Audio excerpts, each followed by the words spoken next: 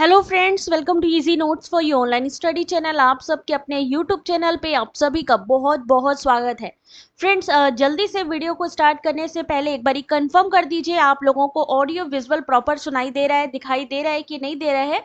फिर हम लोग स्टार्ट करते हैं आज की क्लास को। ऐसे क्वेश्चन जो आपके 2023 यानी जून के क्वेश्चन पेपर में पूछे गए, लेटेस्ट क्वेश्चन पेपर आपके सामने है, तो जल्दी से स्टार्ट करते हैं। आप सभी लोग लाइव आ जाइए और कमेंट करिएगा जहां पर भी आपको लगता है कि हमें इस क्वेश्चन का आंसर आता है। अगर आपको लगता है कि नहीं, हमें इस क्वेश्चन का आंसर नहीं आता है, इट मीन्स कि आपको वहां पे और प्रैक्टिस की जरूरत है, क्योंकि ये क्वेश्चन आपका लेटेस्ट है और ऐसे ही क्वेश्चन के जो पैटर्न के क्वेश्चन हैं आपको आने वाले एग्जाम में देखने को मिलने वाले हैं। तो चलिए जल्दी से स्टार्ट करते हैं। एक बारी कंफर्म कर दो, थम्स अप कर दो अगर आप लोगों को प्रॉपर दिख रहा है। जल्दी से एक बार थम्स अप कर दो जिससे कि मुझे पता चल जाए।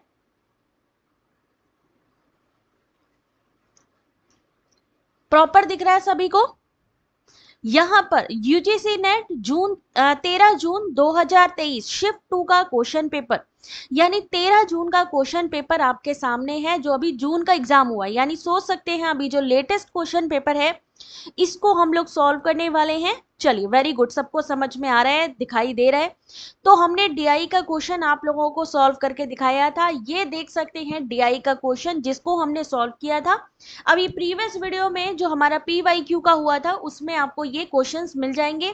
पीडीएफ भी मैंने अपलोड कर दी थी, आप लोग चेक कर सकते हैं वेबसाइट पे। तो चलिए, ये क्वेश्चन सॉल्व कर दिया था हमने, आगे चलते हैं। चलिए एक मिनट, कहां तक हमने सॉल्व किया था भाई? यहां तक किया था। क्वेश्चन नंबर 6 कर लिया था ना? 7 भी किया था हमने। चलिए ठीक है, हमने डीआई का क्वेश्चन सॉल्व करवाया था। यहां से हमने बोला था क्वेश्चन नंबर 7 से कि अगला क्वेश्चन हम आपको नेक्स्ट क्लास में दिखाने वाले हैं। तो यहां पर क्वेश्चन है आश्रय सिद्ध, जो हेत्वाभास है, व्याप्त सिद्ध, स्वरूप सिद्ध और असाधारण व्यवचार। यहां पर आपको, आप जानते हो हेत्वाभास, हेत्वाभास की इंग्लिश क्या होती है? फैलेसी। हाँ बिल्कुल, 16 जून का भी करवाएंगे, ठीक है। तो चलो भाई, जल्दी से आंसर करना शुरू करो। सभी लोगों का ध्यान होना चाहिए आज इस स्क्रीन पे। ये एग्जाम्पल के तौर पे आते हैं आपकी, ये फैलेसी हो गई, ये जो हेत्वाभास है ये किस में आता है? आपका मैचिंग में आता है। यहां पर उसके एग्जाम्पल दिए गए हैं। तो चलो सीधा आंसर दिखाते हैं। इसका सही आंसर है ऑप्शन नंबर डी। आश्रय सिद्ध क्या चीज होती है? आश्रय सिद्ध यानी आकाश कमल सुगंधित है, क्योंकि ये झील के कमल के समान कमल है। ठीक है, ये किसके समान है? कमल के समान कमल है, यानी दूसरे पे आश्रित है। व्याप्त सिद्ध क्या होती है? जहां आग होता है वहां धुआं होता है, यानी वो व्याप्त है, वो उसमें मौजूद है। आग में धुआं है, धुआं है तो आग है, ये क्या हो जाएगा? व्याप्त सिद्ध। यानी ये चीज पॉसिबल ही है कि दोनों चीजें एक साथ ही होंगी। स्वरूप सिद्ध, ध्वनि एक गुण है क्योंकि ये दृश्य है।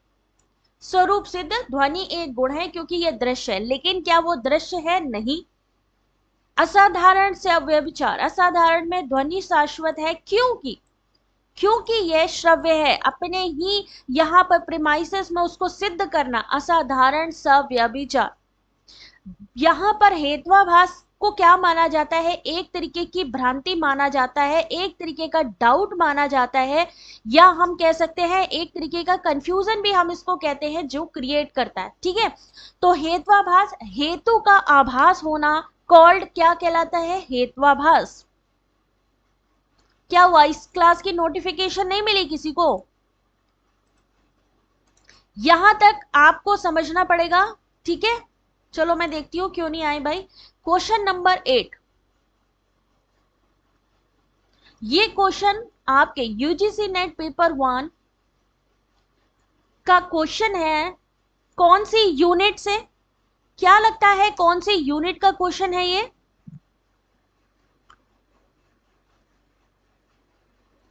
हमने टीचिंग पढ़ा, हमने रिसर्च पढ़ा, ठीक है, बट ये कौन सी यूनिट का क्वेश्चन है हमारे सामने?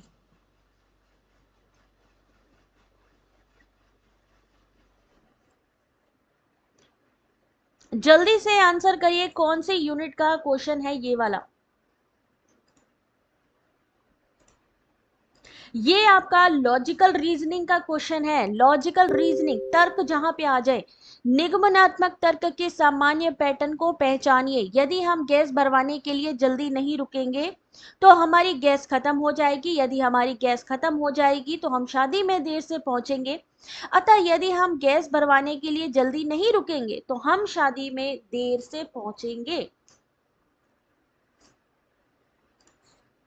क्या लगता है इस क्वेश्चन का सही आंसर क्या होगा? क्वेश्चन नंबर आपके सामने 8। क्वेश्चन नंबर, आज सब आप लोग, आज किसी का गुड इवनिंग गुड मॉर्निंग कुछ नहीं लेने वाली हूं। आज सिर्फ फोकस मैं देखने वाली हूं कि कौन क्वेश्चन का सही आंसर करेगा।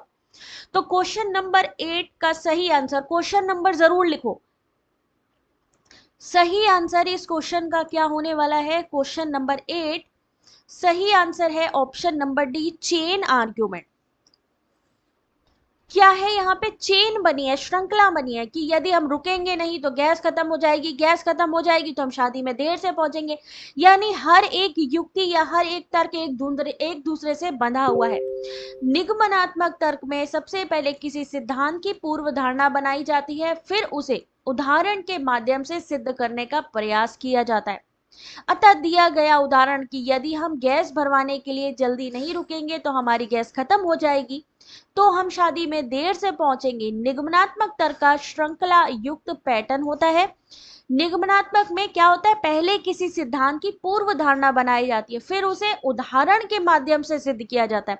वहीं आगमनात्मक तर्क में क्या होता है? पहले उदाहरण दे करके फिर आपसे कहा जाता है कि आप बताइए यहाँ पर कौन सा सिद्धांत प्रयुक्त होगा। ये है इन दोनों में ही डिफरेंसेस।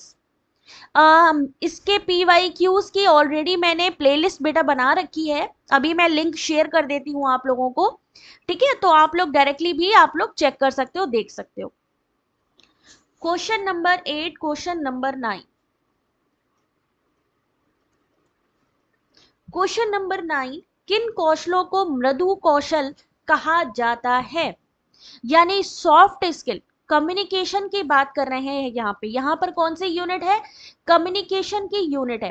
अब कम्युनिकेशन में हम लोग जनरली क्या पढ़ रहे थे? हम लोग पढ़ रहे थे कम्युनिकेशन क्या होता है, कम्युनिकेशन के जो प्रकार हैं वो कौन से होते हैं, कम्युनिकेशन के बारे में और भी मतलब स्टेटमेंट वाले क्वेश्चंस हम लोगों ने देखे, है ना? Non verbal, verbal communication. लेकिन यहाँ पर किस बारे में पूछ लिया? सॉफ्ट स्किल के बारे में। तो क्वेश्चन नंबर 9 देखते हैं कितने क्वेश्चन के आंसर आज आप लोग सही करते हैं। तो जल्दी से आंसर करें क्वेश्चन नंबर 9।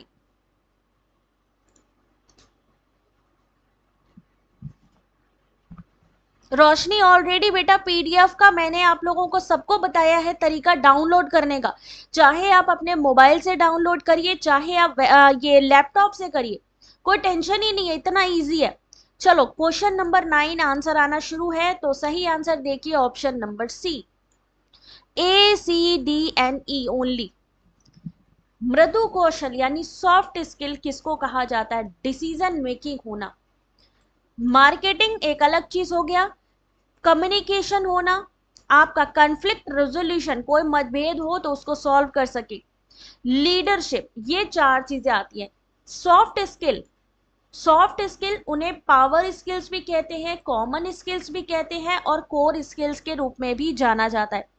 इसके अंतर्गत पहले क्या आता है? समस्या समाधान। मान लीजिए कोई प्रॉब्लम आ गई तो आप उसको हैंडल कर पाए, उसको सॉल्व कर पाए, किसी से कम्युनिकेशन कर पाए, लीडरशिप आपके अंदर हो पाए, जो आप करना चाहते हो सब सुने उस बात को, मतभेद समाधान होना चाहिए, निर्णय यानी डिसीजन लेने की क्षमता, टीम वर्क और डिजिटल साक्षरता, सॉफ्ट स्किल के अंतर्गत ये सारी चीजें आपकी आती है।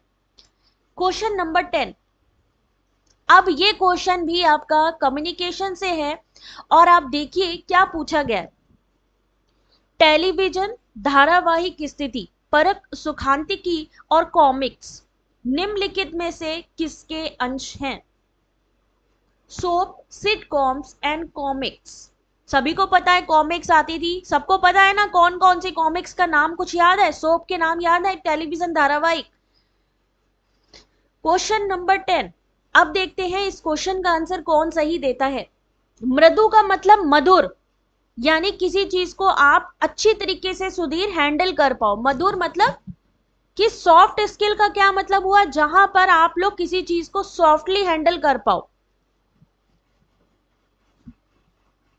Question number 10, very good job, बहुत बढ़िया, बेहतरीन, सही आंसर है आप लोगों का। 10,000 रुपए जीत गए भाई आप लोग केबीसी में। तो टेलीविजन हो गया या कॉमिक्स हो गई, एक लोकप्रिय संस्कृति के अंतर्गत आ गई भाई। 10,000 जीत गए भाई, बधाई हो आप सभी लोगों को, बहुत बढ़िया। चलिए अगला question, question number 11। Question number 11, question number डाल के फिर आपने आंसर करना है, याद रखिए। जब अनुसंधानकर्ता का लिंग अध्ययन के प्रतिभागी के व्यवहार को प्रभावित करता है तो इसे क्या कहा जाता है? When the researcher sex affect the behavior of a participant in a study, it refers to। अब ये कहां से आपका है, ये क्वेश्चन कौन सी यूनिट से है, जल्दी से बताए कौन, जो बताएगा उसके 20,000 हो गए समझो।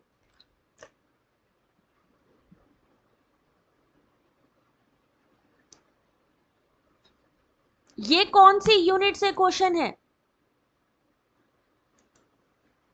क्वेश्चन नंबर 11 अकाउंट में नहीं आया, अच्छा भैया, वेरी गुड। सी आंसर सही है, बायो सोशल इफेक्ट यानी जैव सामाजिक प्रभाव। जब अनुसंधानकर्ता का लिंग अध्ययन के प्रतिभागी व्यवहार को प्रभावित करता है तो उसे जैव सामाजिक प्रभाव कहा जाता है। ये unit very good. Moments of call, research aptitude, बिल्कुल सही है। 2022-23 के पीवाईक्यू सुधीर वही चल रहा है बेटा सेशन। यहां पे आप लोग 13 जून का लेटेस्ट क्वेश्चन पेपर देख रहे हैं, 13 जून 2023 का, ठीक है। चलो अगला क्वेश्चन, क्वेश्चन नंबर 12। ये है आपका एग्जैक्ट पैटर्न एग्जाम का, देख सकते हैं किस तरीके के क्वेश्चन आपसे पूछे जा रहे हैं। किस यूनिट से क्वेश्चन है ये आपको क्या लगता है? क्योंकि होता क्या है, हम लोग एग्जाम देख के तो आ जाते हैं लेकिन हम लोगों को यही नहीं पता चलता है कि कौन सा क्वेश्चन कौन सी यूनिट से पूछा गया है। रिसर्च एप्टीट्यूड, बिल्कुल सही जवाब आपका। चलो आज मेरा फोकस सिर्फ इस पे रहेगा कि आप लोग, आपके सारे क्वेश्चन का बेटा आप आंसर मिलेगा, लेकिन अभी क्लास अटेंड करो पहले पूरा।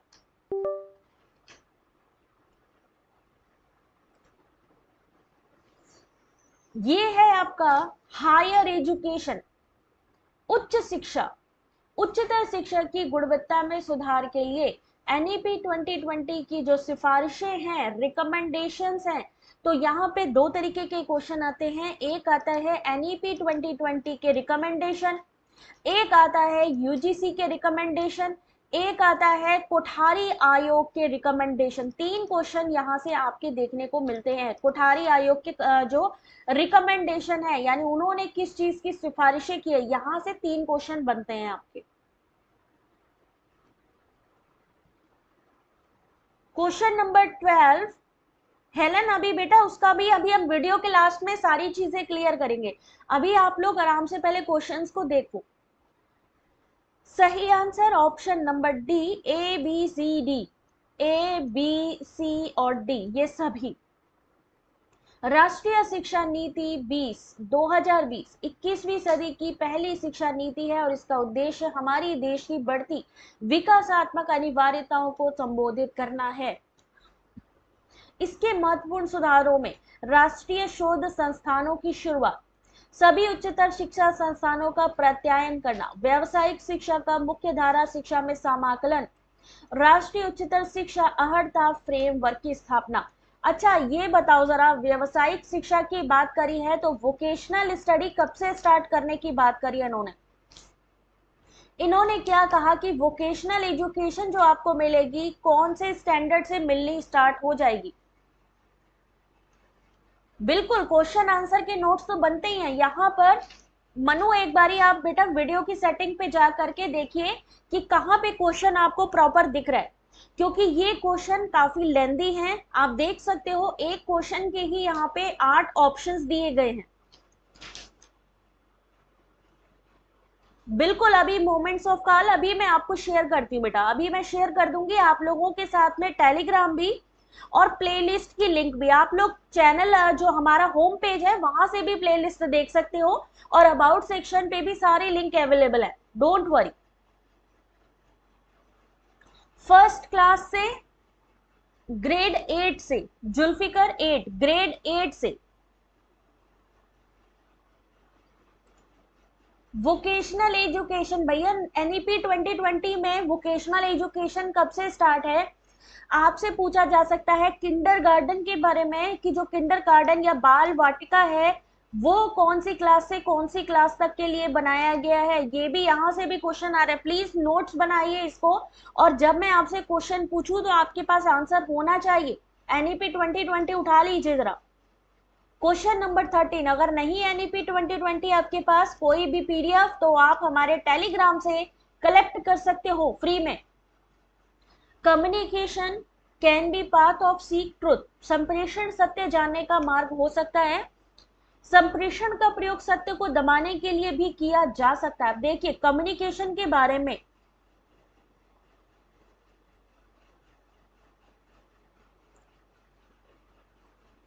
रागनी अभी प्रॉपर दिख रहे बेटा? Manisha grade 8 very good. संप्रेषण सत्य जानने का मार्ग भी हो सकता है और सत्य को दबाने के लिए भी किया जा सकता है। उपासना ने आंसर किया सी और प्रियंका ने किया है ए। चलो देखते हैं भाई इसका आंसर। ऑप्शन नंबर ए, दोनों ही चीजें सही हैं। इस क्वेश्चन का सही आंसर दोनों ही है, यानी दोनों ही चीजें सही हैं। सत्य क्या हो सकता है?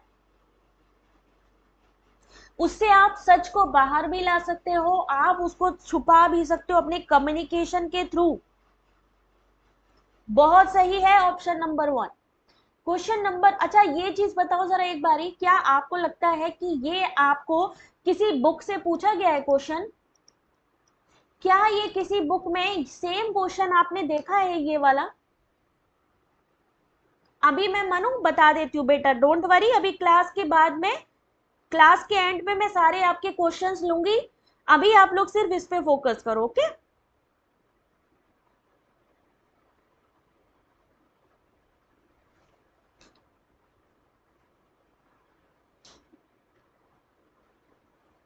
चलिए, क्या आपने ऐसे क्वेश्चन देखे हैं? नहीं देखे हैं? चलिए वेरी गुड। अगर नहीं देखे हैं तो इस ऐसे क्वेश्चंस को तैयार करने के लिए किस चीज की ज्यादा जरूरत है? आपके आईक्यू की ज्यादा जरूरत है, क्योंकि ये आपके आईक्यू यानी बुद्धिमत्ता से आप इसका आंसर कर सकते हो। यानी अब आप आईक्यू लेवल चेक किया जा रहा है, एनटीए आपका आईक्यू लेवल चेक कर रहे हैं। दैट इज वाई आपको ऐसे क्वेश्चंस के लिए अपने दिमाग को प्रिपेयर करना होगा। अपने आसपास चीजों को देखिए, समझिए। Question number 40, air quality index is represented in, यानी अगर हमें वायु गुणवत्ता सूचकांक को देखना है तो उसके लिए इनमें से कौन सी चीज का इस्तेमाल हम कर सकते हैं? हिना क्लास बेटा आज 8:30 बजे स्टार्ट हुई है। कॉमन सेंस वाले क्वेश्चन है, आईक्यू। वेरी गुड हिना, समझ में आ रही है ना? तो इसलिए बिल्कुल ही बुकिश नॉलेज पे मत जाएं, आप लोग थोड़ा अपना भी दिमाग लगाएं। अपना कहते हैं ना जनरल अवेयरनेस के लिए भी ये चीजें, अब जैसे वायु गुणवत्ता सूचकांक आ गया तो जनरली डेली बेस पे अगर आप न्यूज़पेपर देखिए वहां पर भी इससे जुड़े कंटेंट मिल जाएंगे आपको।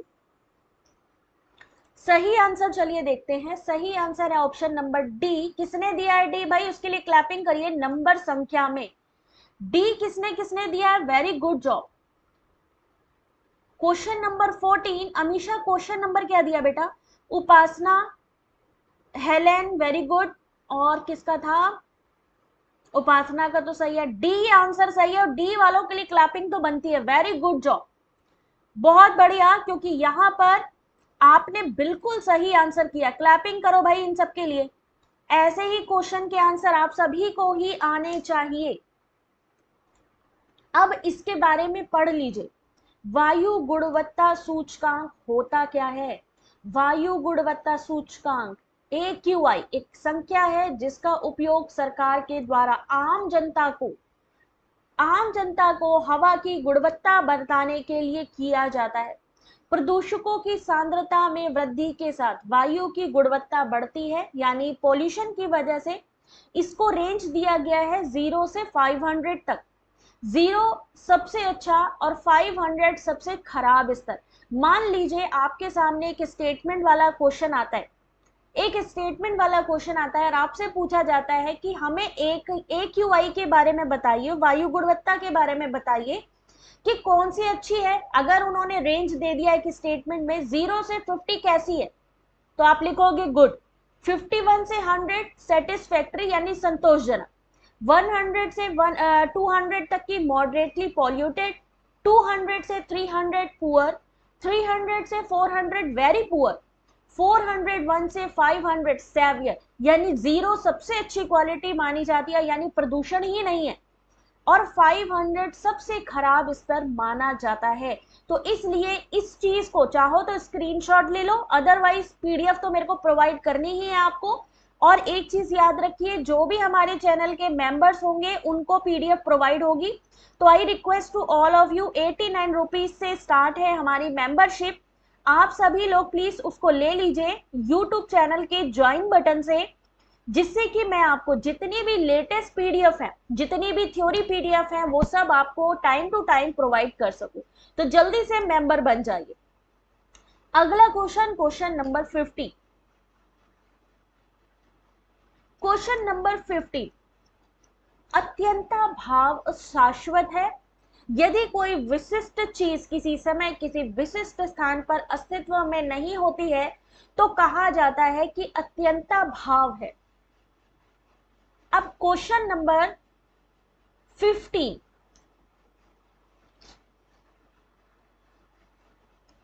जब आप मेंबरशिप लेते हो तो YouTube आपको, अगर आप मेरे थ्रू लेते हो तो ग्रीन कलर का आपका नाम आएगा, अगर YouTube की तरफ से लेते हो तो ब्लू रंग का आ जाएगा।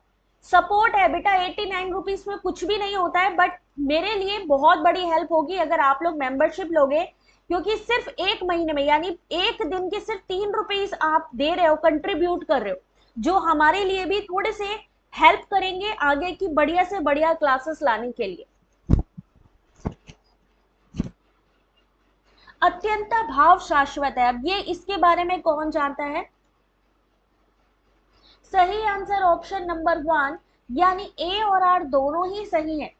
अत्यंता भाव शाश्वत है क्योंकि यदि कोई विशिष्ट चीज किसी समय विशिष्ट स्थान पर अस्तित्व में नहीं है, तो कहा जाता है कि अत्यंता भाव है। अत्यंत, हिंदी में अगर हम कहें अत्यंत प्लस भाव, यानी जिसका बहुत अभाव हो, अत्यंत अभाव हो। अत्यंता यानी अत्यंत अभाव, जिसका कि बहुत ज्यादा अभाव हो, उसे हम क्या कहेंगे? अत्यंत अभाव। अब इसको ये लोग इंग्लिश में या हिंदी में भी अनुपलब्धि लिख सकते थे, इसे हम क्या लिख सकते थे? अनुपलब्धि भी लिख सकते थे, लेकिन वही चीज को इन्होंने कन्वर्ट कर दिया अत्यंता भाव में। यानी क्वेश्चन को देखिए डिफिकल्ट नहीं है, लेकिन घुमा दिया गया है, और वहीं पर ही क्वेश्चन में जनरली सब फंस जाते हैं। चलिए क्वेश्चन नंबर 16। क्वेश्चन नंबर 16, जल शोधन में वातन एरेशन एक प्रक्रिया है जिसमें कि क्या होता है? In water treatment, aeration is the process which, हाँ मनीषा, आप एक मंथ के लिए 89 रुपीज है, ठीक है। जब अगर आपको लगता है नहीं नेक्स्ट मंथ हमें नहीं लेनी है, आप बीच में छोड़ भी सकते हो, कोई टेंशन नहीं है उसकी। अगर आपको लगता है नहीं हमें हेल्प करनी है, आप नेक्स्ट मंथ भी, 90 रुपए कुछ नहीं होते बेटा। जल शोधन में यानी वाटर ट्रीटमेंट में, जैसा कि आप जानते हो इस समय स्वच्छता पखवाड़ा चल रहा है, अगर आपको याद हो स्वच्छता पखवाड़ा चल रहा है ना, सितंबर का उन्होंने निकाला हुआ है। तो नेचुरल सी बात है, क्योंकि अभी अक्टूबर आ रहे हैं, आपसे आने वाले टाइम में ये बहुत ज्यादा, ये जो इस समय आपका स्वच्छता अभियान है उससे जरूरी चीजें पूछेंगे। तो यहाँ पर क्वेश्चन नंबर 16 ऑप्शन नंबर 1, अतिरिक्त और आपत्तिजनक गैसों को निकाला जाता है। जल शोधन में वातन का उपयोग करके अतिरिक्त और आपत्तिजनक गैसों को निकाला जाता है। इसे कार्बन डाइऑक्साइड जैसे विभिन्न विघटित गैसों को हटाने के लिए प्रयोग किया जाता है। और लौह, मैग्नीज, हाइड्रोजन सल्फाइड, वाष्पशील कार्बनिक रसायन जैसे धातुओं का ऑक्सीकरण होता है।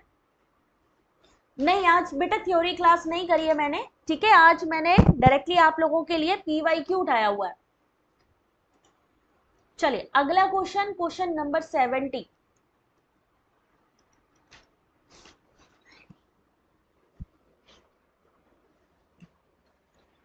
आग ठंडी है क्योंकि ये द्रव्य है, कौन सा हेत्वाभास यहाँ पे दर्शा रहा है, या यहाँ पे क्या लगता है क्या होगा?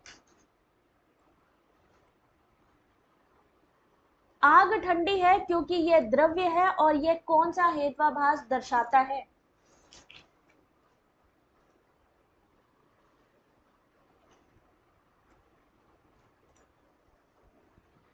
विरुद्ध, बाधित, असिद्ध। असिद्ध का क्या मतलब है? जिसको आप प्रूव ही ना कर सको। असिद्ध का मतलब ही है असिद्ध, बाधित, विरुद्ध। चलो देखते हैं question number 70। Option number B बाधित। आग ठंडी है क्योंकि ये द्रव्य है, एक उदाहरण है जिसमें एक हेत्वाभास अनुमान की गिरावट है, और ये बाधित यानी गैर अनुमानित अंत विरोधी मध्य हेत्वाभास है। गैर अनुमानित अंत विरोधी मध्य हेत्वाभास है। बाधित हेत्वाभास में गिरावट में एक मजबूत स्रोत के द्वारा विरोधाभास शामिल होता है जो सीधे बचाव को रोकता है। क्यों आग ठंडी है? क्योंकि लग गया, यह एक द्रव्य है, यानी वो क्वेश्चन मार्क तो लगाया, लेकिन लास्ट में जाते जाते उसने कहा अच्छा क्योंकि ये एक द्रव्य है, उसने उसको संभाल लिया, और यहाँ पर क्या हो जाएगा? बाधित हो जाएगा, यानी क्वेश्चन का ही आंसर यहाँ पे दे दिया।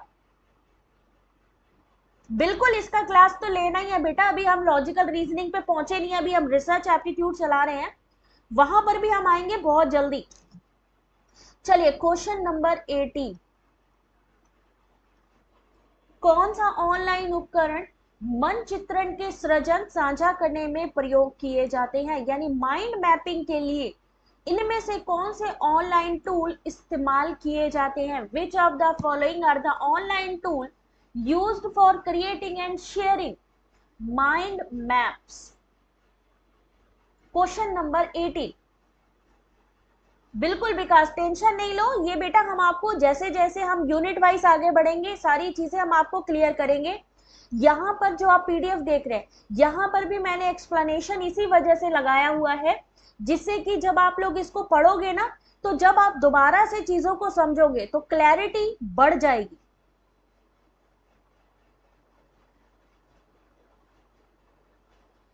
अब मान लीजिए अब आप लोग इसको लिए हो, आपने पढ़ा कि मैम ने एक ऑप्शन दिखाया गूगल, एक दिखाया फ्लिपग्रिड, एक दिखाया माइंड मिस्टर, गूगल फॉर्म और माइरो।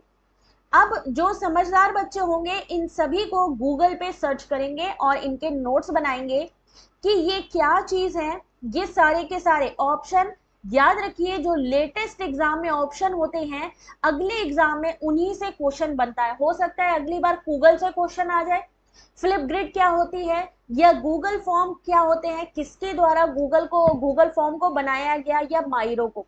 तो क्वेश्चन जो आपको इस समय दिख रहा है इसके ऑप्शन से नेक्स्ट एग्जाम में क्वेश्चन आपको देखने को मिलने वाले हैं।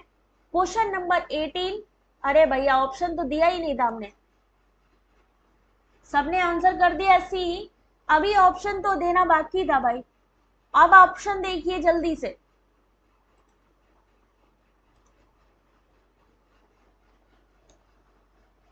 अब ऑप्शन देखिए,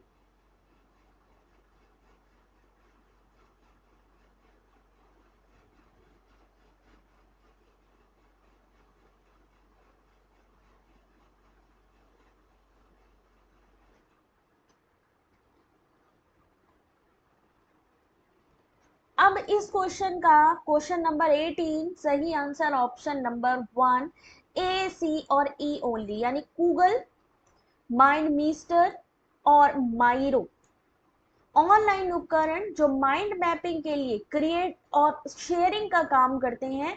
तो गूगल हो गया, माइंड मिस्टर हो गया और माइरो। यहां पर देखिए इनके बारे में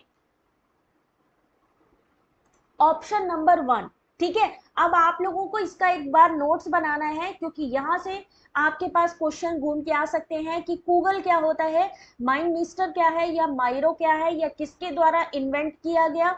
ठीक है, और बाकी भी जो ऑप्शन है जैसे फ्लिप ग्रिड, ये क्या होता है, गूगल फॉर्म। कितने लोग बनाएंगे इसका नोट्स, एक बारी हैंड्स अप करो, एक बारी मुझे प्लीज कंफर्म कर दो कितने लोग सीरियसली इस पे काम करने वाले हैं।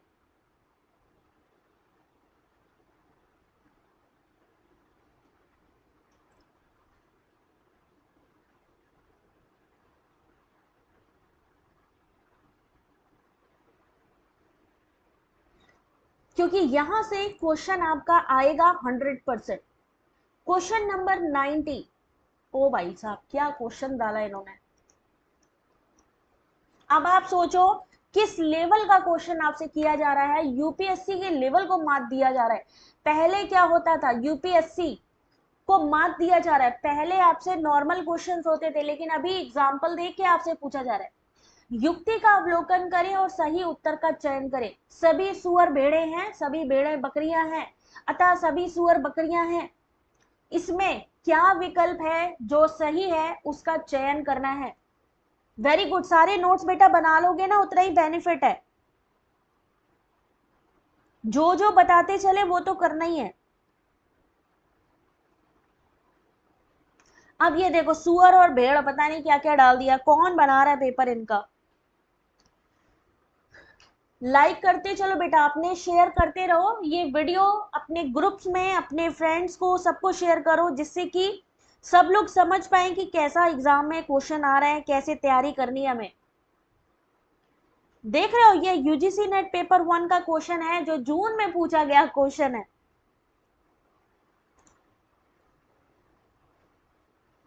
All pigs are sheep, all sheep are goat, therefore all pigs are goats. अब यहाँ पे आपको किस चीज की सबसे ज्यादा जरूरत होगी, आंसर करना तो तुक्का भी मार देंगे, मुझे पता है सॉल्व किया नहीं गया अभी तक, ये अभी तक सॉल्व नहीं किया गया है। स्टडी में नींद आती है क्योंकि हम उस चीज के लिए इंटरेस्ट नहीं ले रहे।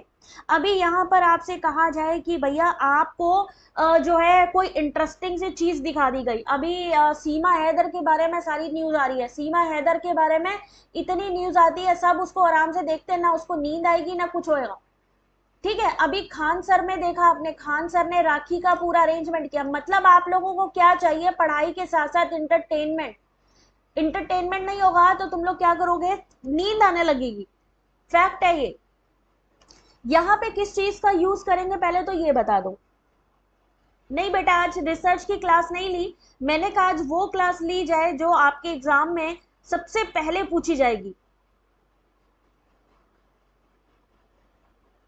इसमें अगर हमें इसे सॉल्व करना है तो हमें किस चीज का इस्तेमाल करना पड़ेगा, ये कोई नहीं कहेगा कि तुक्के का इस्तेमाल करना है। कैसे आंसर निकाला बेटा इसका, आंसर जो निकाल रहे हो आप कैसे निकाल रहे हो ये तो बताओ पहले। आपको सबसे पहले बेटा वेन डायग्राम बनाना है। वेन डायग्राम क्या लिखा है, ऑल पिग्स क्या है, आर शिप। ठीक है, फिर इन्होंने कहा ऑल शेप आर गोट्स, जितनी भी शिप है वो क्या है, गोट है। Therefore all pigs are goats, all pigs are goats, यानी ये स्टेटमेंट सही बन रहा है, सभी सुअर बकरियां हैं, सही बन रहा है स्टेटमेंट। तो यहां पर क्वेश्चन नंबर 19 क्या लग रहा है, अब आंसर आपको निकाल के बता दिया। अब इसमें क्या हम ऑप्शन निकालेंगे यहां से, सभी भेड़ बकरियां हैं, अगर यहाँ पे सिद्ध हो रहा है तो ऑप्शन नंबर 1 होगा, यानी एक वैध युक्ति है, क्योंकि यदि आधार वाक्य सत्य है तो निष्कर्ष भी सत्य होगा। अगर हमारे प्रीमाइसेस ने प्रूफ कर दिया है कि वो ट्रू है, प्रीमाइस 1 प्रीमाइस 2, कौन सा है premise 1, all pigs are sheep, premise 2 all sheep are goat, सही है। तो दोनों अगर आधार वाक्य सही है तो जो हमारा कंक्लूजन है, जो हमारा निष्कर्ष है, वो भी सही होगा। ये वेन डायग्राम से आपका निकल आएगा ये क्वेश्चन का सही आंसर। ये बेटा क्वेश्चन थोड़ा बड़ा है, अभी थोड़ी देर में जब आप रिकॉर्डेड इसको देखोगे ना तो प्रॉपर दिखेगा। Question number 20, main function of mass media are to.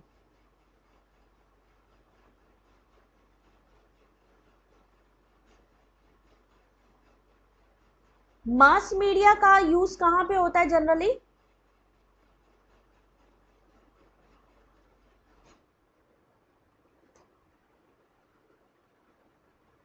हम मास मीडिया का इस्तेमाल कहां करते हैं?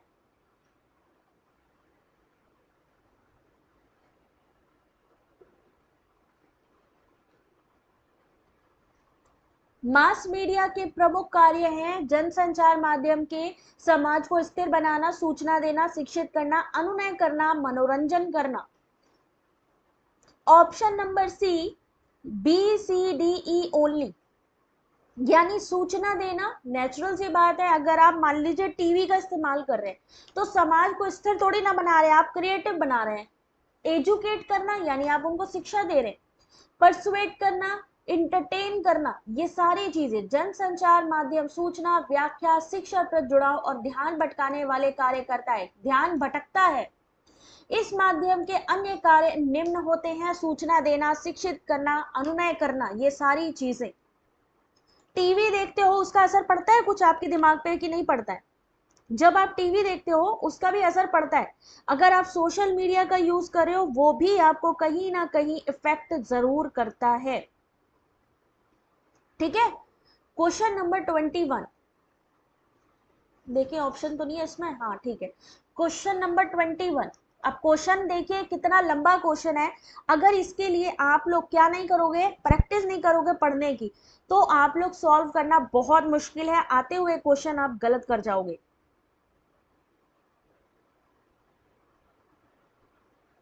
क्वेश्चन नंबर 21, समावेशी अधिगम वातावरण का एक उदाहरण। Example of an inclusive learning environment.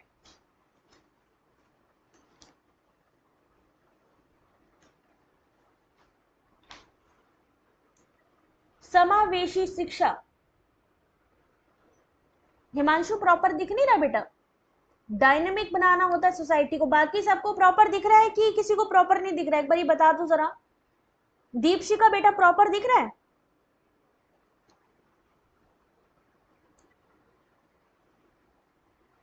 पहली बात हमें पता होनी चाहिए इंक्लूसिव शिक्षा होती क्या है।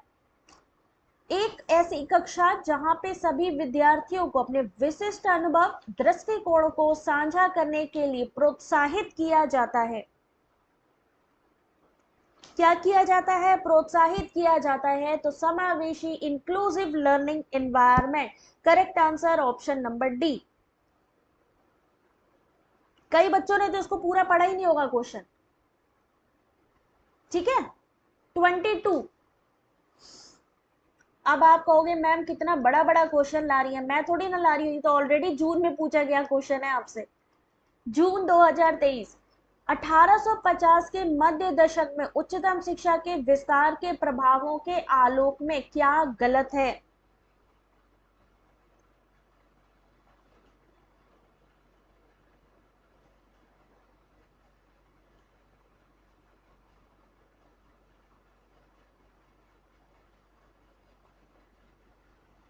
करजन का विश्वविद्यालय सुधार उच्चतर शिक्षा के प्रसार की सरकारी अभिवृद्धि के विकास में उच्च बिंदु। ये प्रयास भारतीय समाज के सुधार, सती प्रथा जैसी बुराइयों को समाज से दूर करने संबंधी व्यापक कार्यक्रमों के भाग।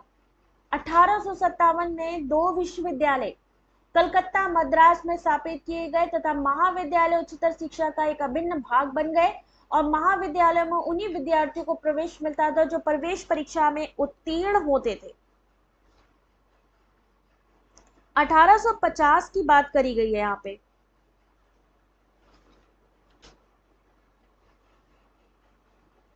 सही आंसर है ऑप्शन नंबर सी, यानी सी और डी। 1857 की बात करी है इन्होंने। 1857 में कितने कॉलेज बनाए गए थे, कितने विश्वविद्यालय बनाए गए थे, जरा एक बारी कंफर्म करना जरा। इन्होंने कहा है 2।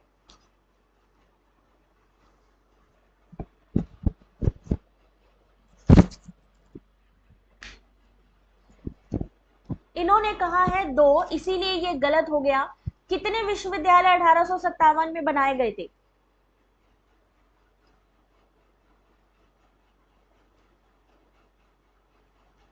एक मिनट, अच्छा रुको मैं देखती हूँ जूम करके। क्वेश्चन का ऑप्शन पढ़ लो एक बार। चलो ऑप्शन देख लो पहले। 1857 में 2 नहीं बल्कि 3 विश्वविद्यालय बनाए गए थे। कौन कौन से? कलकत्ता, मद्रास एंड मुंबई। ठीक है, मुंबई में स्थापित किए गए विश्वविद्यालय उच्चतर शिक्षा का एक अभिन्न भाग बन गए थे। दूसरी बात, महाविद्यालयों में उन्हीं विद्यार्थियों को प्रवेश मिलता था जो प्रवेश परीक्षा में उत्तीर्ण होते थे। ये चीज सही नहीं है। यहाँ पे इन्होंने क्वेश्चन किया था कि 1850 के मध्य दशक से उच्चतम शिक्षा के विस्तार के प्रभाव के आलोक में क्या चीज गलत है? और यहाँ पर इस क्वेश्चन का सही answer option number C. Question number 23, ICT से ये क्वेश्चन आपके सामने। आईसीटी का फुल फॉर्म एग्जाम में ज्यादातर पूछा जाता है, क्या होता है फुल फॉर्म?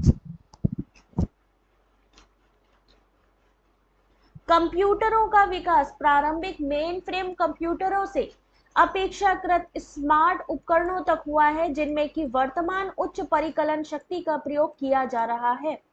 निम्नलिखित में से किसके आविष्कार ने कंप्यूटरों के भौतिक आकार को छोटा बनाने में योगदान दिया है?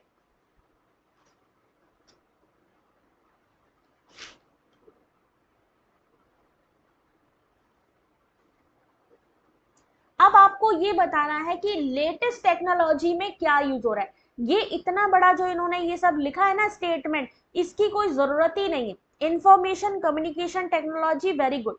यहाँ पे सिंपल सी चीज कही है कि जो मेन फ्रेम कंप्यूटर है उनसे ज्यादा स्मार्ट उपकरण जो वर्तमान में यूज हो रहे हैं, तो वो कौन सा अगर हम बात करें?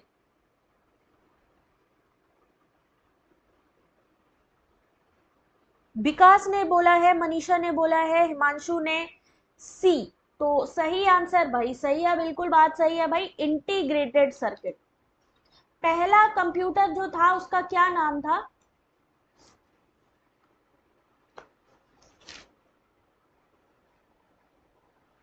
कृष्णा बेटा, आप टैली यूट्यूब पे डायरेक्टली ले सकते हो ज्वाइन बटन से, वहां पे क्यूआर की जरूरत नहीं पड़ेगी आपको।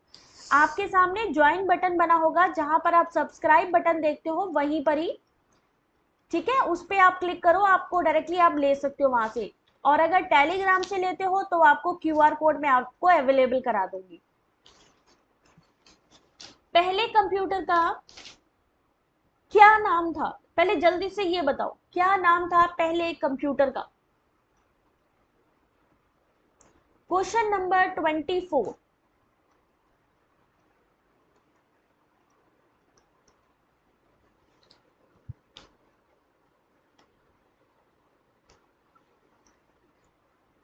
सब लोग सर्च करो जरा, पहले कंप्यूटर का नाम क्या था? गलत जवाब आ रहे हैं भाई। यूजीसी की स्थापना किसकी सिफारिश पर की गई थी? विश्वविद्यालय शिक्षा आयोग, उच्च शिक्षा आयोग, शिक्षा मंत्रालय या योजना आयोग?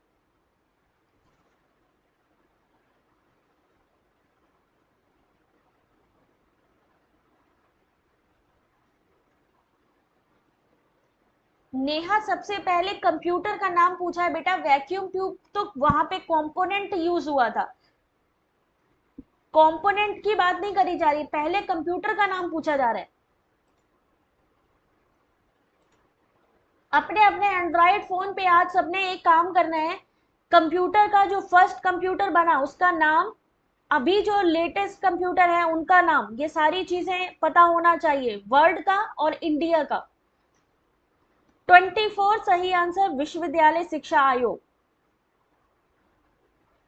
अच्छा, यूजीसी की स्थापना कौन से अधिनियम के तहत हुई थी? या हम अगर पूछ ले एक सिंपल से, कौन से एक्ट में बना था आपका यूजीसी?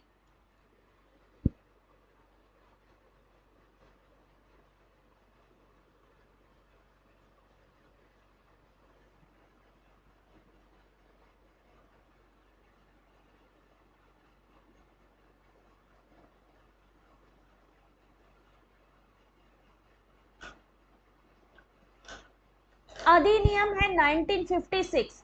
इसकी स्थापना विश्वविद्यालय शिक्षा आयोग की सिफारिश पर हुई थी। 28 दिसंबर 1953 को अस्तित्व में आया।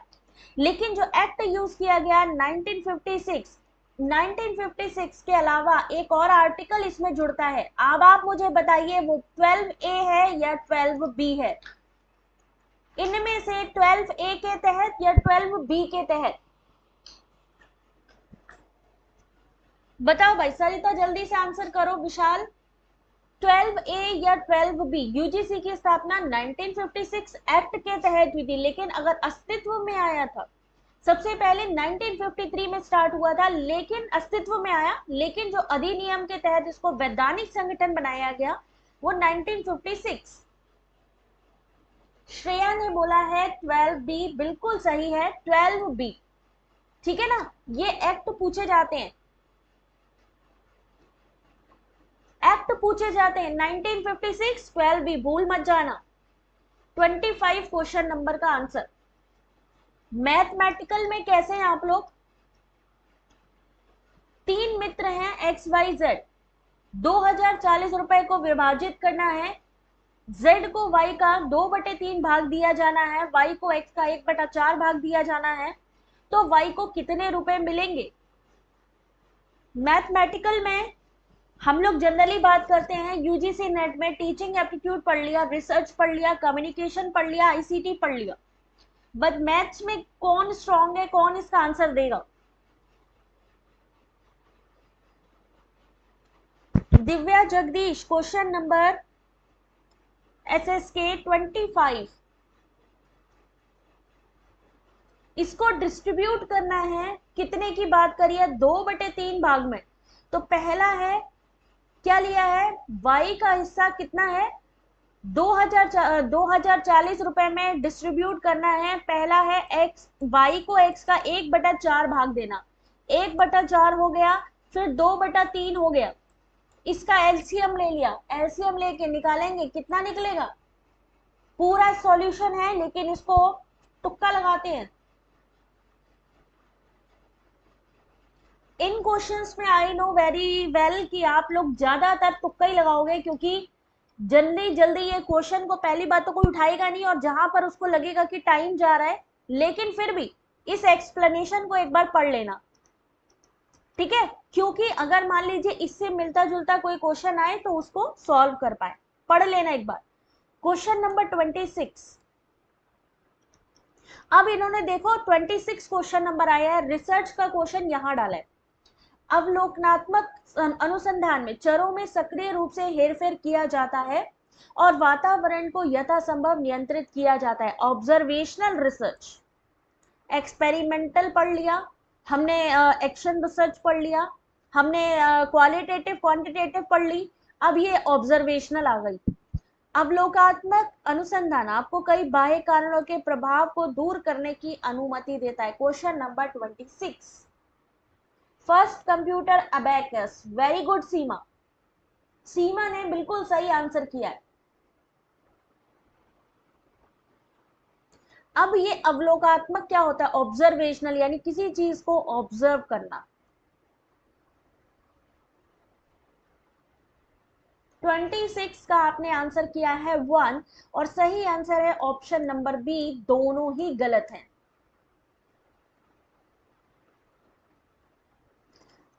दोनों ही ऑप्शन गलत है यहाँ पे।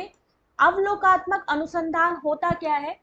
अवलोकात्मक अनुसंधान का उपयोग यानी ऑब्जर्वेशनल रिसर्च कई अलग अलग प्रकार के गैर प्रयोगात्मक अध्ययनों को संदर्भित करने के लिए किया जाता है।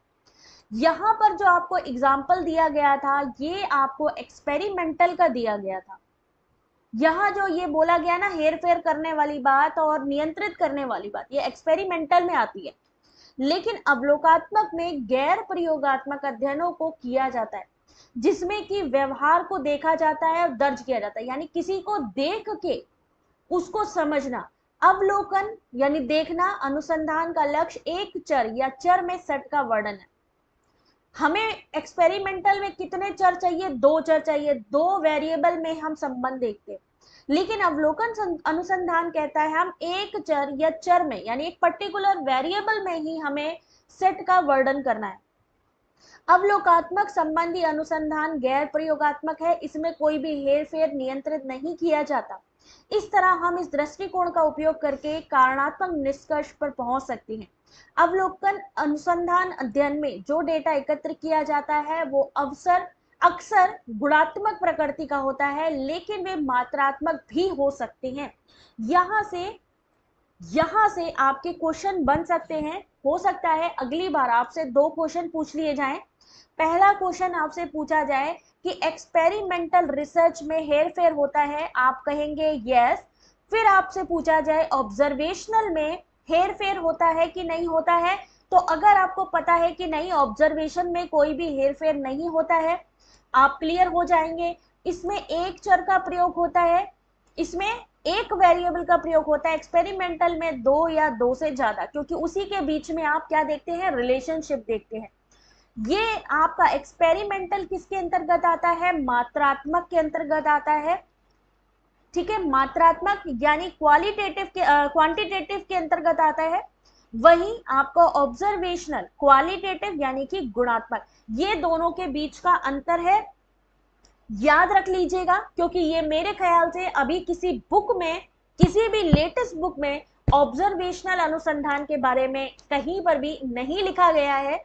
और यहाँ पर ये जो एक्सप्लेनेशन है, आपको नेचुरल सी बात है, बहुत ही अच्छा हेल्प करने वाला है। किसी भी बुक में नहीं है ये ऑब्जर्वेशनल, और पूछा जा सकता है क्योंकि अभी पूछा गया है। क्वेश्चन नंबर 27, कमरे के भीतर एक वातावरण में फॉर्मल्डिहाइड का सांद्रण कमरे के बाहर के वातावरण की तुलना में 1000 गुना होता है। फॉर्मल्डिहाइड एक ज्ञात कैंसरजन है।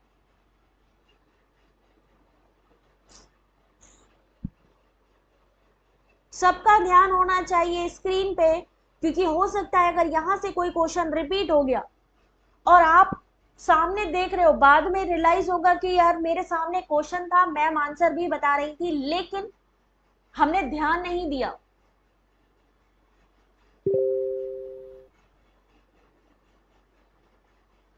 इस क्वेश्चन का सही आंसर 27, क्वेश्चन नंबर सही आंसर है, दोनों सही है, ऑप्शन नंबर 1। कमरे के भीतर के वातावरण में फॉर्मल्डिहाइड का सांद्रण कमरे के बाहर के वातावरण की तुलना में 1000 गुना होता है, और ये एक ज्ञात कैंसरजन है, यानी कि इससे कैंसर होने की संभावना होती है। क्वेश्चन नंबर 28, जब किसी विषय पर अनेक अध्ययनों के एक समान निष्कर्ष निकलते हैं तो मापन क्या दर्शाते हैं, यानी वैलिडिटी, रिसर्च वैलिडिटी का एक क्वेश्चन 28 क्वेश्चन नंबर।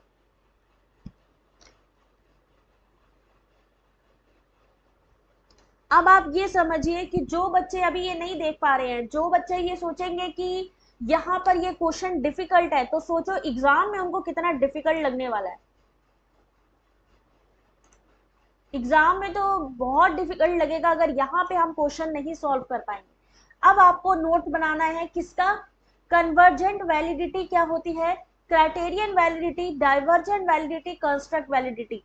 अगर आपको लगता है कि अभी ये क्लास नहीं हुई है, अभी हम करवाएंगे, लेकिन तब तक आप लोग, जो मैंने जून के लिए 2023 की थ्योरी क्लासेस ली थी, उसको आप लोग उठा के देख लेना, उसका पीडीएफ भी आपको साइट पर मिल जाएगा। हमारी वेबसाइट पे जून के भी पीडीएफ है, तो आप लोगों ने उसको भी उठा के पढ़ लेना है, तो एक तरीके से आपको रिवीजन हो जाएगा अच्छे से। 28 का सबने कहा सी, सही आंसर है ए। अभिसरण या अभिसारी वैधता एक परीक्षण अन्य परीक्षणों से कितनी निकटता से संबंधित है जो समान निर्माणों को मापते हैं, इसमें अनेक अध्ययन के एक समान निष्कर्ष निकलते हैं, कन्वर्जेंट वैलिडिटी। 29,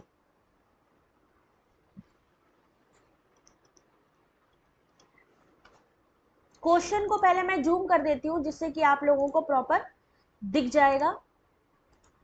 पहले क्वेश्चन देखो जरा, और इन क्वेश्चंस को देखने के बाद आपको क्या लगता है कि हमारी तैयारी कितनी है, जल्दी से कमेंट करके बताना जरा कि हमारी इन क्वेश्चंस को देख करके कितनी तैयारी है।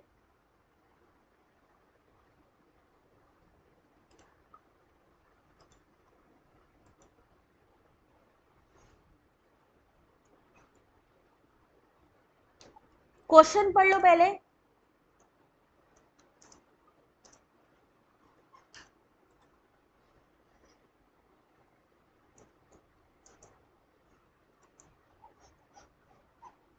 पढ़ लिया क्वेश्चन?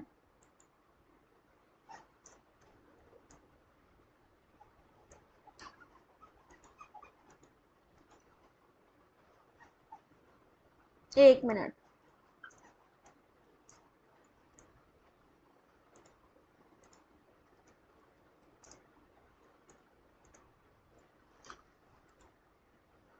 अब देखिए ऑप्शंस।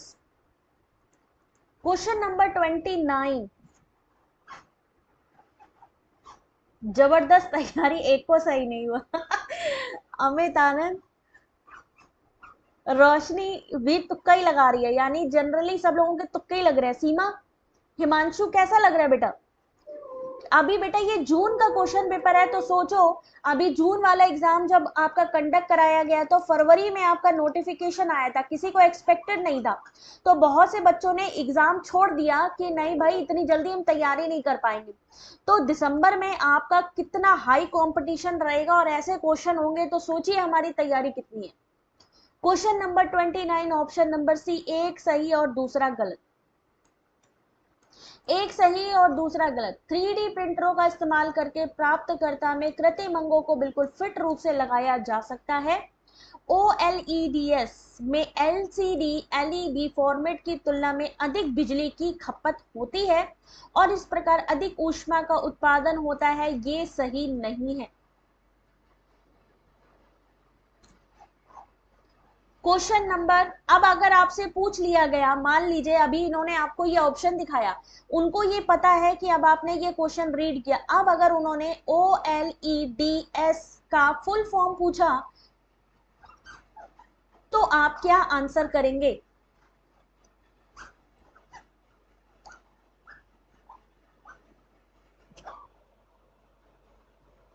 नेट हुआ है बेटा, इस बारी JRF लेना है, कॉन्सेंट्रेट करो इस बारी 100%। जून वाला एग्जाम दिया है, इस बारी दिसंबर में JRF कर लो। अगर नेट कर लिया है आपने, जून वाला एग्जाम इतना अच्छा एग्जाम दिया है। चलो उपासना और अमित ध्यान दें जरा क्वेश्चन पे, अदरवाइज मैं सबके क्वेश्चंस को म्यूट कर दूंगी और आप ही लोगों को आंसर करने को होगा। OLEDs, जो झगड़ा करेगा, जो आपस में कमेंट करेगा, वही लोग आंसर करेंगे। अमित आनंद और क्या कहते हैं, उपासना, जरा आंसर करो। OLEDs का फुल फॉर्म यही दोनों बताएंगे। नहीं आता है तो भाई आप लोग सोच लो कि आपका लेवल क्या है एग्जाम का। क्वेश्चन नंबर 30, टीचिंग एप्टीट्यूड को लास्ट में लेगा ये लोग, सोचिए। शिक्षण के निम्नलिखित, अब इन्होंने क्या किया, पहले आपको टफ चीज पकड़ा दी, आप वही कंफ्यूज हो गए कि हमें तो पेपर आता ही नहीं है, और जैसे जैसे आप आगे बढ़ोगे आपको आने लग जाएगा। सबसे उच्चतम चिंतन कौशल क्रम समाविष्ट है किसके अंतर्गत? क्वेश्चन नंबर 31, कौन बताएगा OLEDs का फुल फॉर्म? संकल्प आप भी सर्च करो बेटा, सब लोग सर्च करो, इसीलिए मैंने आप सबसे कहा है ना, आप लोग सर्च करोगे और मुझे कमेंट करोगे किस पे? टेलीग्राम पे।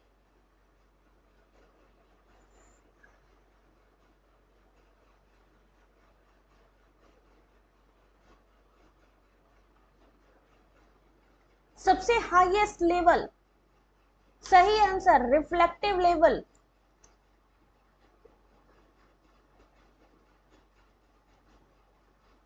ये निर्देश का वो स्तर है जिसमें कि प्रशिक्षक छात्रों को उनके द्वारा सीखी गई सामग्री, अवधारणाओं के बारे में सोचने, प्रतिबिंबित करने और प्रोत्साहित करने के लिए उत्तेजित करता है।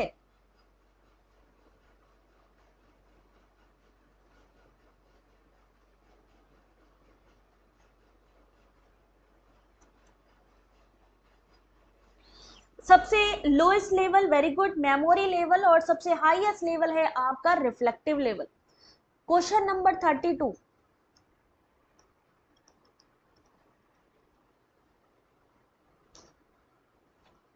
अमित क्वेश्चन पे फोकस करें।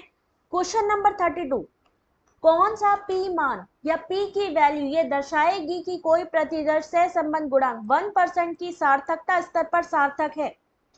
ये कौन से क्वेश्चन, कौन से यूनिट का क्वेश्चन है, कौन बताएगा? Higher order definitely reflective, very good Neha. सबसे बढ़िया यहाँ पे मैं बात करूं, अजमत, उमा, SSK इतने शांतिपूर्वक इतने अच्छे से जवाब दे रहे हैं, पूरा फोकस है, बहुत अच्छे बच्चे हैं ये। नेत्रपाल, प्रियंका, मनीषा चौहान, विशाल, ये सब, प्रियंका श्रीवास्तव, ये लोग भी तो आंसर कर रहे हैं एकदम आराम से।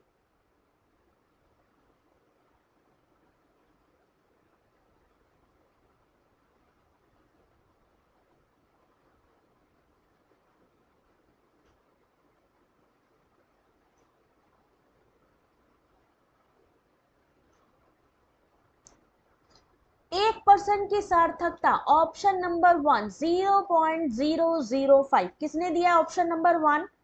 प्रिया राजपूत, सबसे पहले Deepshikha, very good job. Helen, unit 2 research aptitude. Vishal ने भी 1, वेरी गुड वेरी गुड। अच्छे बच्चे बनेंगे तो ही तो बेटा आएगा, अगर हम लोग बातें करते रहेंगे तो कैसे आएगा? क्वेश्चन नंबर 33, फिर से टीचिंग एप्टीट्यूड का क्वेश्चन, एक बारी मैं जूम कर देती हूँ, पढ़ लो फिर आंसर करना। पढ़ लो, मैं जूम कर दे रही हूँ, एक बार पढ़ लो जरा सब लोग इसको।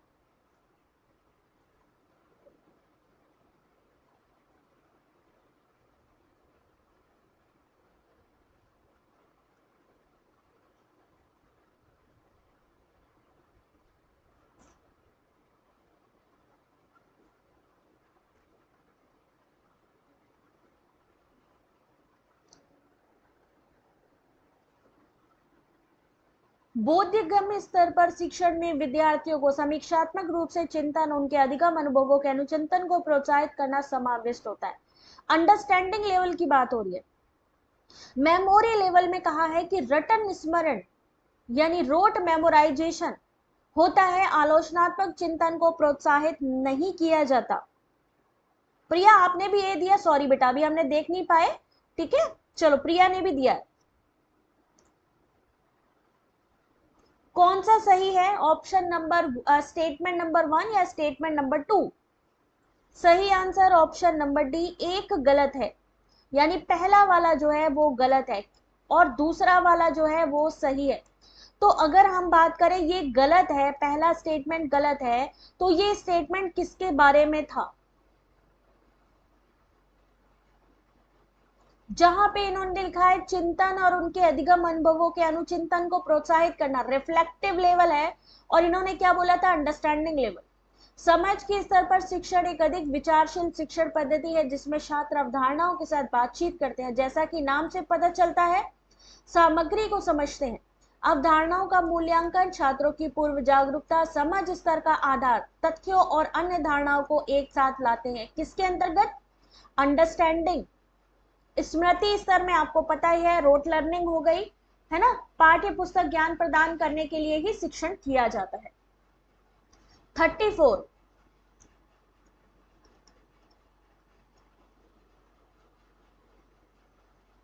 वो बेटा जूम ज्यादा हो जाता है ना, इस वजह से पूरा पूरा नहीं दिखाई देता है फिर।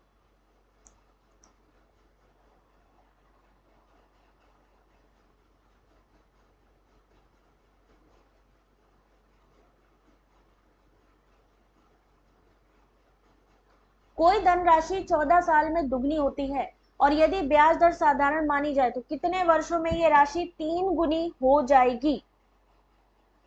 दूसरा वाला नहीं दिखा, ये वाला जूम कर दें क्या? इसको सॉल्व करके बताओ जरा क्या आंसर होगा इसका।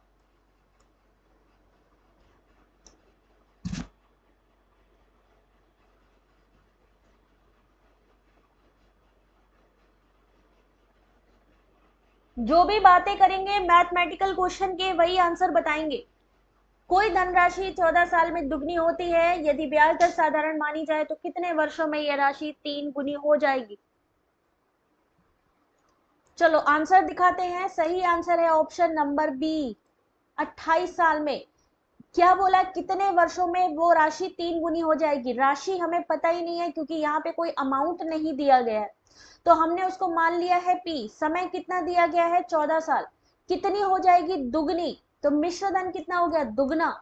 साधारण ब्याज मान लिया जाए, यदि ब्याज दर को ही साधारण मान लिया जाए तो क्या हो जाएगा? 2p minus P equal to P. Formula लगा देंगे रेट के लिए, निकलेगा 7/7%। मूलधन अगर पी है, रेट अगर ये है, तो मिश्र धन कितना हो जाएगा? जो कंपाउंड इंटरेस्ट है।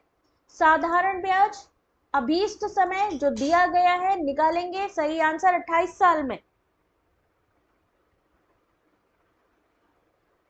क्यूआर बेटा मैं टेलीग्राम पे प्रोवाइड कर पाऊंगी, ठीक है? टेलीग्राम पे जुड़िए, मैं वहां पर आपको देती हूँ। Question number 35। अगर आप लोग इस क्वेश्चन का आंसर नहीं दे पाए, अगर आप इस क्वेश्चन का आंसर नहीं दे पाए तो कोई बात नहीं करेगा क्लास के अंतर्गत। यदि राम एक विशेष विषय में कुछ संकल्पनाओं को समझने में समर्थ नहीं है और वह विषय में सतत रूप से निम्न कार्य निष्पादन कर रहा है, तो उसकी कठिनाइयों के कारणों का पता लगाने के लिए कौन सा मूल्यांकन परीक्षण संचालित करना होगा? यहां से क्वेश्चन आता है आपका हमेशा एग्जाम में 100%। प्लेसमेंट, डायग्नोस्टिक, समेटिव या फॉर्मेटिव?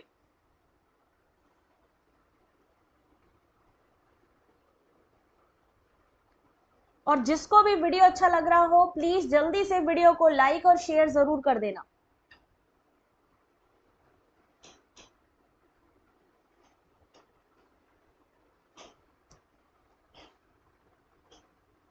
मैंने अभी रिसर्च एप्टीट्यूड की जो क्लास ली थी उसमें आपसे पूछा भी था, इसके बारे में बताया भी था।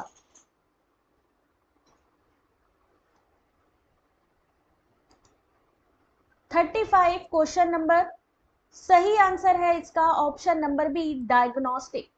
नैदानिक मूल्यांकन सीखने के दौरान छात्रों की कठिनाइयों का निदान, पता लगाना, समस्या का सटीक आकलन करना।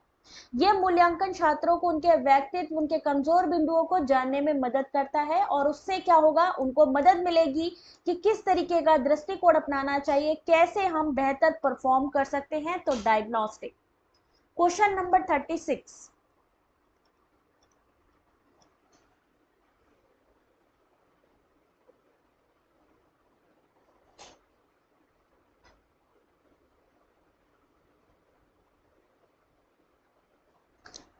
जल की कमी वाले किसी क्षेत्र के रूप में वर्गीकृत, किसी क्षेत्र के लिए जल की उपलब्धता की जो सीमा है वो क्या है?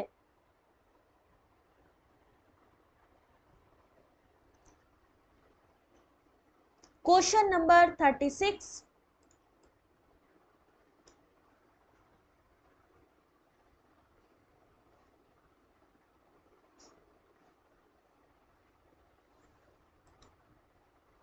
पोल में आंसर तो देखिए, बहुत बेहतरीन आंसर किया है। मतलब 90 से 100% हमारी तैयारी है, 31% लोगों ने कहा है।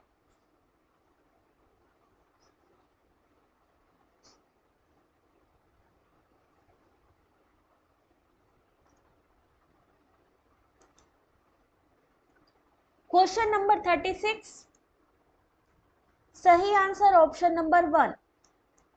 जल की कमी वाले किसी क्षेत्र के रूप में वर्गीकृत जल की उपलब्धता की सीमा 1700 व्यक्ति वर्ष से कम तक है। Option number 1। 37। अब ये तो सभी को आना चाहिए भैया, बहुत इजी क्वेश्चन है। सूचना का 37 क्वेश्चन नंबर, सूचना का प्रथम राजमार्ग। ये क्वेश्चन तो कोई गलती नहीं करना चाहिए।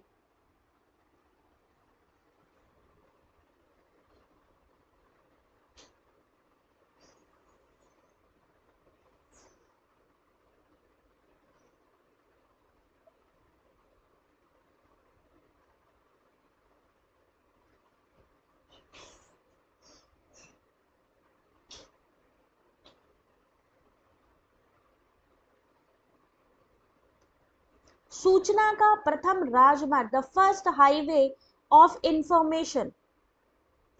दीपशिखा बेटा आप ये बताओ, इंटरनेट कैसे? सबसे पहले अगर इंफॉर्मेशन हमने शेयरिंग स्टार्ट करी तो सबसे पहले क्या आया? सबसे पहले अगर इंफॉर्मेशन दी गई, अगर हम पुराने टाइम की बात करें,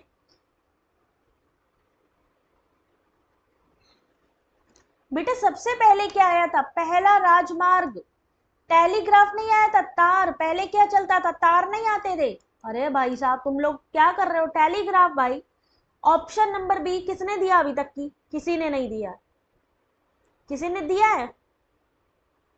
प्रियंका ने दिया, वेरी गुड। भाई पहले क्या चलते थे? टेलीग्राफ चलते थे भाई। सबसे पहले इंडिया में क्या हुआ? टेलीग्राफ चला कि इंटरनेट चला पहले? हद हो गई यार, तुम लोग। फिल्म आई पहले, इंटरनेट आया, न्यूज शीट आई पहले? बताओ, इजी क्वेश्चन को तुम लोग गलत कर दे रहे हो। क्वेश्चन नंबर 37 का ये आंसर है।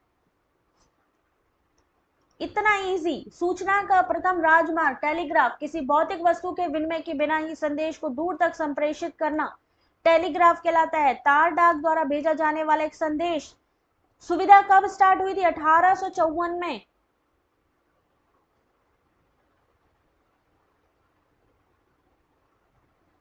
सोचो आप।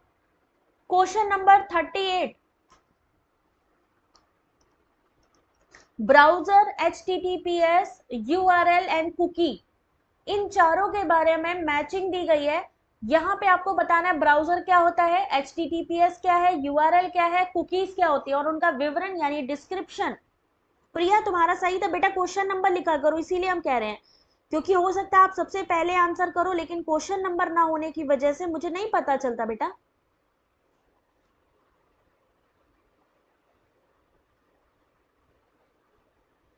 चलो जल्दी करो, इस क्वेश्चन का आंसर करो।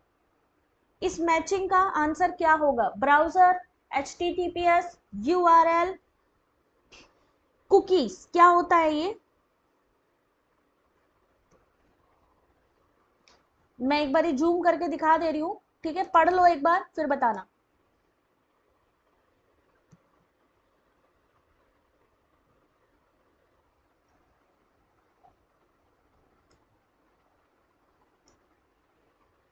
मैचिंग का एक सबसे बड़ा ये चीज रहती है कि अगर आपको सही तरीके से पता है दो ऑप्शन भी, तो आप बाकी आंसर को सही तरीके से निकाल लोगे। 38 सही answer option number D. Browser वह सॉफ्टवेयर जिसमें प्रयोगकर्ता वेब पेज देख पाता है। HTTPS वेब प्रोटोकॉल जिसका उपयोग पूरे इंटरनेट पर वेब पेजों के लिए आंकड़े भेजने हेतु किया जाता है। URL वेब पेज का टेक्स्ट आधारित संस्करण। कुकीज वो टेक्स्ट फाइल जिसमें किसी प्रयोगकर्ता की ब्राउजिंग अभिरुचियों के बारे में आंकड़े होते हैं।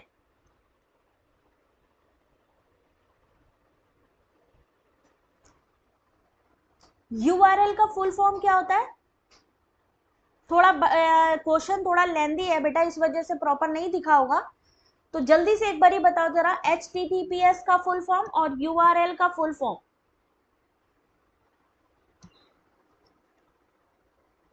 बताते चलो जो क्वेश्चन पूछे जाए। देखो क्वेश्चन ही इतना बड़ा, मैं क्या करूं? क्वेश्चन नंबर 39, क्वेश्चन ही इतना बड़ा है।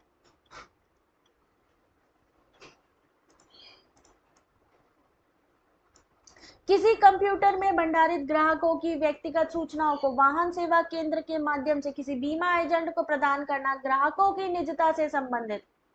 एकल प्रयोक्ता लाइसेंस युक्त software, single user licence software की एक प्रति दूसरे पक्षकार को देना सॉफ्टवेयर के स्वामित्व से जुड़ा है। किसी अन्य व्यक्ति के कंप्यूटर तक अनधिकृत पहुंच अवैध और अनैतिक हो सकता है। किसी कंप्यूटर को उपयोग करने का अधिकार प्रतिलिपि अधिकार यानी कॉपीराइट के अंतर्गत आता है। क्वेश्चन नंबर 39 सही आंसर ऑप्शन नंबर डी। बस जल्दी कंप्लीट कर रहे हैं हम, ठीक है? इसको पढ़ लेना आप लोग। Option number A, option number B और ऑप्शन नंबर सी। कौन सा क्वेश्चन नंबर है? Question number 40। बस 2-3 क्वेश्चन रह गए, उसको कंप्लीट करो। एक लड़के के पिता की वर्तमान आयु उस लड़के की आयु की दुगनी है। 6 साल बाद दोनों की आयु का अनुपात 11:6 होगा, तो लड़के की वर्तमान आयु, सीधे सीधे दिखाते हैं आपको आंसर इसका। यहां पर लड़के की वर्तमान आयु क्या होगी? तो लड़के की वर्तमान आयु हमने मानी x, उस लड़के की आयु से उसके पिता की दुगनी है तो 2x। 6 साल बाद 6 साल बाद यानी प्लस लग जाएगा, x+6 2x+6, अनुपात कितना हो गया 11:6। तो यहां पर इसका सॉल्यूशन निकाल लीजिए, 12x + 36 11x + 66। तो लड़के की वर्तमान आयु 30 साल, ऑप्शन नंबर 1। पढ़ लेना इसको, बड़ा क्वेश्चन होता है बेटा, दिखता नहीं है, और ऐसे ही स्क्रीन पे भी वहां नहीं दिखता है, तो आप लोग वहां पर भी आपके पास जूम ऑप्शन होता है, जूम आप करके देख सकते हो। किसे किन्हें खतरनाक पदार्थों के रूप में वर्गीकृत किया जा सकता है, यानी हैजार्डस सब्सटेंस किसे कहते हैं। तो चलो जल्दी से आंसर देख लो। निम्नलिखित पदार्थों को खतरनाक पदार्थों के रूप में माना जाता है, दहनीय पदार्थ, संचारक पदार्थ, प्रतिक्रियात्मक पदार्थ और विषैले पदार्थ। एनवायरमेंट से ये क्वेश्चन कितना धांसू क्वेश्चन है ये तो, 42 क्वेश्चन नंबर, क्वेश्चन ही इतने लेंदी हैं। डिजिटल प्रौद्योगिकी के फलस्वरूप जनसंचार माध्यम के उपभोग में वृद्धि हुई है। सहधर्मी जनसंचार माध्यम की गुणवत्ता अपेक्षाकृत अधिक उत्तम होती है, किंतु इसकी अधिक मांग नहीं होती है। कोई बात नहीं, कॉपी पेंसिल अगली बार लेके बैठना, ठीक है। क्वेश्चन नंबर 42 सही आंसर ऑप्शन नंबर सी, यानी पहला सही और दूसरा गलत। और क्यों गलत, एक्सप्लेनेशन आपके सामने है, पढ़ना आपको है। याद रखिए सितंबर से मैंने कहा था मेंबरशिप सब लोग ले लेना, जिससे कि मैं आप लोगों को सारे कंटेंट, सारी लाइव क्लासेस प्रोवाइड कर सकूं। तो अब आप लोग जल्दी से मेंबरशिप ले लीजिए, क्योंकि मैं ये जो पीडीएफ है अभी तो डाल दूंगी, लेकिन अगला जो पीडीएफ होगा, अगला जो जून का एग्जाम का पीडीएफ होगा, वो सिर्फ उसको मिलेगा जो सिर्फ मेंबरशिप लिए होगा, ठीक है। बहुत ज्यादा प्राइस नहीं है मेंबरशिप का, लेकिन थोड़ी हेल्प हो जाएगी मुझे। तो इसलिए अगर आप चाहते हो कि आगे आने वाले सारे पीडीएफ आपको मिले, तो जल्दी से मेंबरशिप तो ले ही लीजिए। जिसको नहीं ले पा रहे हैं, यूट्यूब में नहीं समझ में आ रहा है, तो टेलीग्राम पे कांटेक्ट करें। 43 क्वेश्चन नंबर, मापन की मापनियों को सबसे अधिक सरल क्रम में सबसे अधिक विकसित करने के रूप में लिखना है, यानी NIOR। सबसे पहले तो यहीं से ही क्वेश्चन आता है, हर बार आया है एग्जाम में। Ordinal nominal ratio interval, arrange the following scale of measurement from the simplest to most evolved।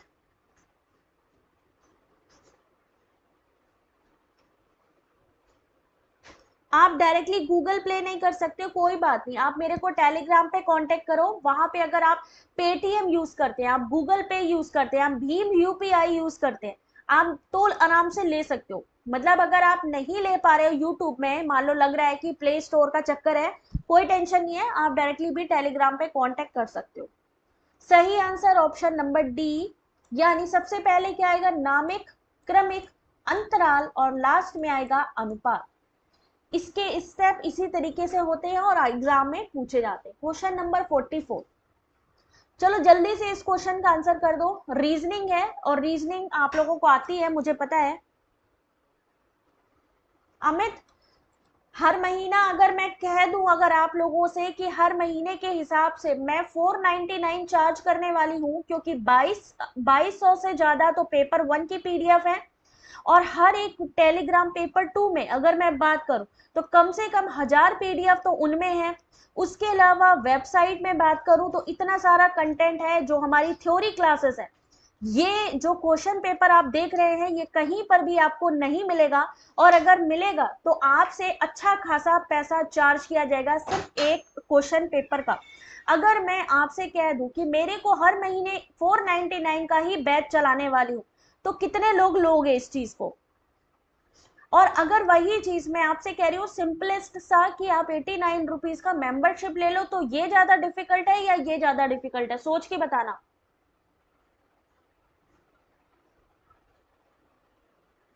किसी के भी फोन नंबर से ले सकते हैं आप, किसी के भी फोन नंबर का यूज कर सकते हैं। उनके पास यूपीआई आईडी होनी चाहिए, मोबाइल नंबर चाहिए, उस पर भी ट्रांसफर कर सकते हो, यूपीआई आईडी से ट्रांसफर कर सकते हो, बैंक अकाउंट से भी ट्रांसफर कर सकते हो।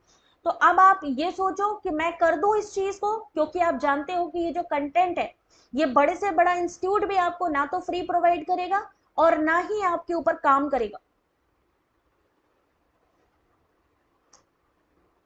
क्वेश्चन नंबर 44, सही आंसर ऑप्शन नंबर डी। तो फिर कोई बात नहीं, अगर जो नहीं ले पा रहे हैं कोई बात नहीं, वो लोग वीडियो को देखिए और वहां से भी स्क्रीनशॉट ले सकते हो। फिर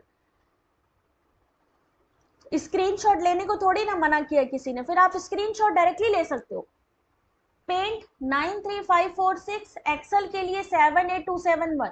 ये जो इतना एक्सप्लेनेशन के साथ, आपको क्या लग रहा है ये जो पीडीएफ बनाया है, ये जो प्रेजेंटेशन बनाई है, इसको बनाने में 1 घंटा लगता है और आप लोग पढ़ते नहीं हो इस चीज को। क्यों? क्योंकि ये सब फ्री में दे रही हूं आप लोगों को। जब इसमें आप कुछ पे करोगे तो आपको इसकी वैल्यू समझ में आएगी। एक्सेप्ट को किस प्रकार कूदबद्ध करेंगे? जैसे हमने पेंट को किया, एक्सेल को किया, सेम एक्सेप्ट को करेंगे। और यहां सही आंसर ऑप्शन नंबर डी होगा 322796। क्वेश्चन नंबर 45, कोई भी एक्सप्लेनेशन नहीं देता है साथ में, यहां तो पूरी पूरी पीडीएफ हम आपको प्रोवाइड कर रहे हैं। वैदिक काल में पुरुष और महिला दोनों को शिक्षा अधिगम्य थी। वुड डिस्पैच में पहली बार इस बात को मान्यता दी कि सरकार को नारी शिक्षा के लिए खुलकर और स्नेहपूर्ण सहायता प्रदान करनी चाहिए। लास्ट क्वेश्चन है यहां का,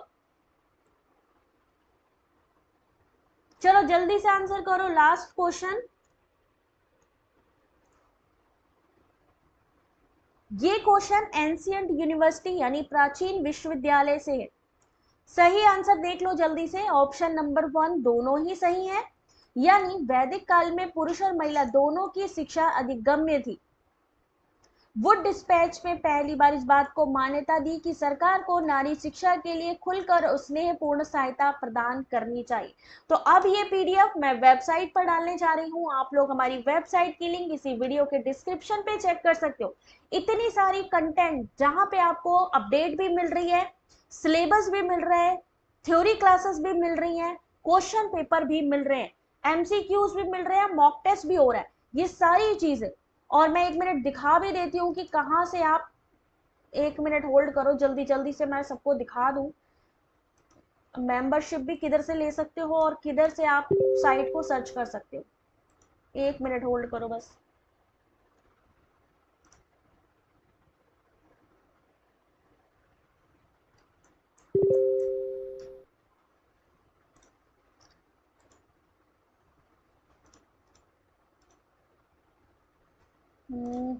ये देखिए, ये है चैनल, है ना, easy notes for you online study.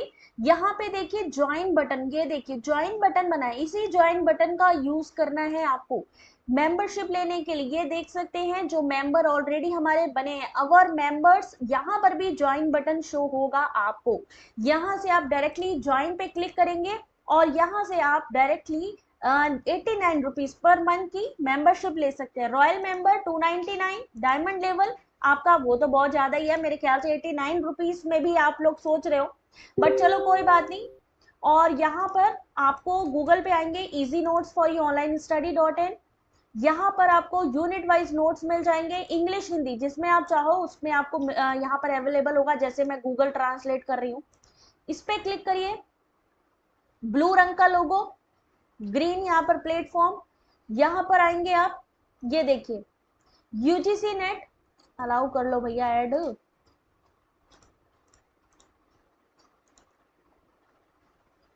ये देखो भाई, यहाँ पे यूजीसी नेट स्टडी मटेरियल में सिलेबस पेपर डाउनलोड करने के लिए आप चाहो तो यहाँ पे नोट्स वगैरह सारे चीज हैं। दिसंबर 2023 का ये यहाँ पर आपको यूनिट वाइज नोट्स मिलेंगे। प्रीवियस ईयर क्वेश्चन पेपर की बात करें तो जून 2023 का क्वेश्चन पेपर यहाँ मिलने वाला है, जून 2023, ठीक है। पीवाईक्यू फरवरी मार्च के क्वेश्चन पेपर यहाँ पे हैं, unit wise note, MCQ, mock test, ये सारी जानकारी है यहाँ पे। सिर्फ आपको एक क्लिक करना है और सारी इंफॉर्मेशन आपके सामने, कुछ ज्यादा आपको सर्च करने की भी जरूरत नहीं पड़ेगी। तो चलिए अब मिलते हैं आपसे नेक्स्ट क्लास में।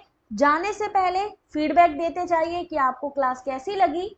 मिलेंगे आपसे कल, तब तक के लिए अपना ध्यान रखें, टेक केयर, गॉड ब्लेस।